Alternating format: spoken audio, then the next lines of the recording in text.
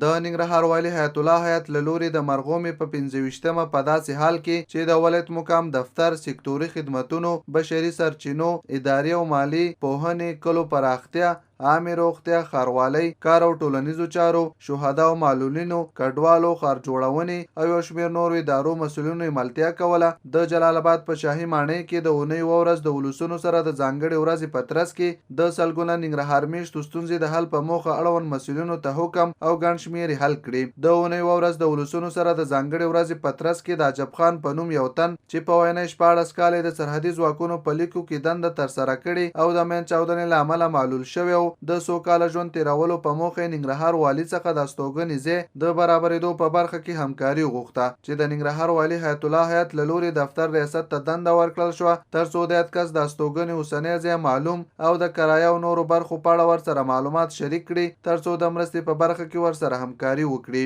د کینسر په ناروغۍ وفات شوی ساده ګل پلار د هغه د معصوم زوی سره ننګرهار والي ته راغی او له نوموړي څخه یې غوښتل چې ورته د پاتې شوي کونډې او ماشومانو د ژوند تیرولو په برخه کې مرسته وکړي چې د ننګرهار والي حیات الله حیات له لوري یتیم ماشوم سره نغدي مرسته ترسره او د لا زیاتې مرستې ډاډ ورکړل شو. د سید په نوم شاوخوا 10 کلن ماشوم د اونۍ ورځ د ولسونو سره په ځانګړې ورځ کې ننګرهار والي ته راغی ورسره د وسلوالو طالبانو وحشت شریک کړ چې 4 کاله وړاندې پلار ورته پاچین ولسوالۍ کې په شهادت رسولی و. خو د ننګرهار والي څخه د پلار لپاره د شهیدانو کورنیو سره د مرستې کتابچې د جوړولو غوښتنه وکړه چې د ننګرهار والي حیات الله حیات له لوري د کار او ټولنیزو چارو رئیس ته د یاد ماشوم د روزنې او د شهیدانو او معلولینو ادارې مشر ته د شهید کورنۍ سره د مرستې کتابچې د جوړولو امر وشو. ما نوم سید پلار نوم رحمان الله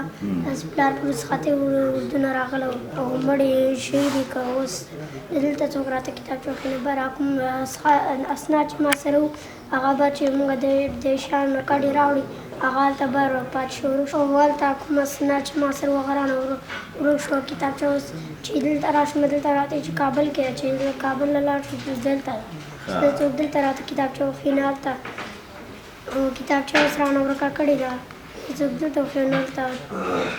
او زه د خاورې یو ماشوم یم زه د زده کړې حق لرم زه د تعلیم حق لرم. او ته بچو اوس څه کوې؟ اوس تره سره مې تره مم سپین ږیری او مکتب ته ځې؟ مکتب ته ته د کور مشر یې؟ کور کې نور څوک نه لرې؟ یعنې مشر زوی ته یې د کور؟ ښه شاباس شاباس.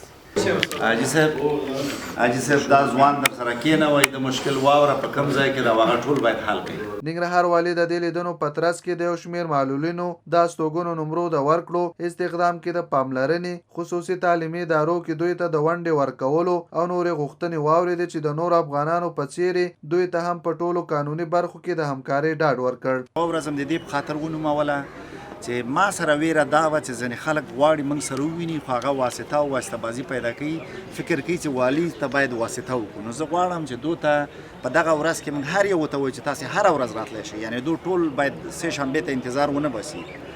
موږ ستونزې اورو او اړوندو ادارو ته هدایت ورکوو. د اکثره ادارو مسؤلین دلته ناست وي هغو ځای په ځای په هغې اړوند باندې اجرات کوي. ولې په دې کې شک نشته ځینې مسایل چې سر ته نه وي رسېدلي مراجعین حتی د بلې سې شنبې ته بیا راځي هغه ستونزه موږ سره شریکوي او بیا موږ هدایت ورکوو چې هغه باید تعقیب شي که څه ستونزه په کوم ځای کې وي هغه باید حل شي. او فکر کومه دا د تعقیب دپاره هم ښه هغه ده چې خلک بیرته مراجعه کوي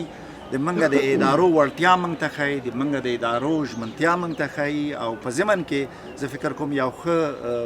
هغه پروسه د ارزیابۍ د ادارو دپاره هم ده چې هغه اجرات چې د دې ځینې هدایت ورته کېږي څه کړي. اجید عبدالله چې 14 کاله وړاندې ښوونکی او په یاده موده کې په سعودي عربستان کې دنده ترسره کړې وه یو ځل بیا د پوهنې په اداره کې د ښوونکي په توګه دندې ترسره کولو ته مټې رانغاړي چې د ننګرهار والي حیات الله حیات په سپارښتنه ورته د پوهنې رئیس له لوري د استخدام په برخه کې ورسره معلومات شریک او د همکارۍ ډاډ ورکړل شو. د ننګرهار ولایت په مرکز او ولسوالیو کې 28 فعاله ټولنو مسؤلینو په یووالي سره ننګرهار والي حیات الله حیات سره ولیدل او په دې ولایت کې په ټولو قانوني کړنو کې د نوموړي ملاتړ وکړ خو ټینګار یې وکړ چې د هغو ټولنو مخنیوی وشي چې د افرادو لپاره کار کوي او مدني فعالانو په نوم امتیاز اخلي چې د ننګرهار والي حیات الله حیات له لوري ورته د هر ډول قانوني همکارۍ ډاډ ورکړل شو. حاجي خیر الله خیرخوا د هسکې مینې ولسوالۍ څخه په سپینه راګیره او روژه خوله د ننګرهار والي حیات الله حیات لیدو ته راغی او ځینې ستونزې ورسره شریکې کړې چې ورته په قانوني برخو کې د همکارۍ ډاډ ورکړل شو. د اونۍ ورځ د ولسونو سره ځانګړې ورځې پترس کې له کابل څخه د راغلي کور خیریه موسسې استازو هم ننګرهار والي سره ولیدل او زیاته کړه چې په کامې، سره رود او بېسود ولسوالیو کې به د پیل شوي سروې وروسته د پوهنې، روغتیا او زراعت په برخه کې د نهي غریبو خلکو سره مرستې وکړي. د خوږیاڼو په ولسوالۍ کې د زراعت لیسې، روغتون، کابل جلال آباد دوهم لین سړک جوړونکي شرکت باندې د سره رود د خلکو د پاتې شوو پورونو د ترلاسه کولو، د کونسلګرۍ د ویزو، بیلابیلو سیمو کې د ځمکو اړوند او یو شمېر نور موضوعات ننګرهار والي سره د اونۍ ورځ د ولسونو سره د ځانګړې ورځې پترس کې شریکې شوې. موږ د خپل د جلال آباد والي حیات الله حیات نه ډېره مننه کوو او ډېرې کارګردګانې مخکې بیولې دي او خدای دې ته نور هم طاقت او توفیق ورکړي او لسه مو سره ولاړ او د خلکو کارګردګانې هم سرته رسوي، هم منډې کوي، هم ځلې کوي او موږ د خپل دیوالي ته راغلو او دیوالي ته د خپل پیشنهاد وکړو او دیوالي صاحب محترم زموږ پیشنهاد هم په لاره که هم حق په اقدار ته ورسوو. کوم ټیم چې ننګرهار ته رئیس صاحب جمهور رالګلی موږ منندوی یو. دغه حقیقتونه او واقعیتونه چې اوس روان دي انشاءالله چې په ننګرهار کې د ډېرو خلکو مشکلات حل شوي دي او حل کېږي به او موږ هم په دې باندې ډاډه شوي چې مخکې به موږ سره کومې وعدې د ولایت مقام او د دې خلکو د خوا نه وشوې په هماغه میز باندې به وي بیا به وروسته نه وي خو موږ انشاءالله چې اوس به وري چې کومه وعده موږ سره وشي هغه که زر نه وروسته خو عملي کېږي د عمل جامه ورغوندي. لسګونه میرمنو چې د خپلو کورنیو اړوند بیلابیلو ستونزو عرضپاڼې ورسره وي او یا اقتصادي ستونزې درلودې ننګرهار والي سره د حل په موخه شریکې کړي. همداراز لسګونه علمای کرامو هم خپلې ستونزې ننګرهار والي سره د حل په موخه شریکې کړي چې د نوموړي له لورې ورسره د همکارۍ ژمنه وشوه. د یادونې وړ ده چې هره اونۍ د سې شنبې په ورځ د جلال آباد په شاهي ماڼۍ کې ننګرهار والي د نورو مسؤلینو په شتون سره د اونۍ ورځ د ولسونو سره د ځانګړې ورځې پترس کې د خلکو ستونزې، وړاندیزونه او نظریات اوري.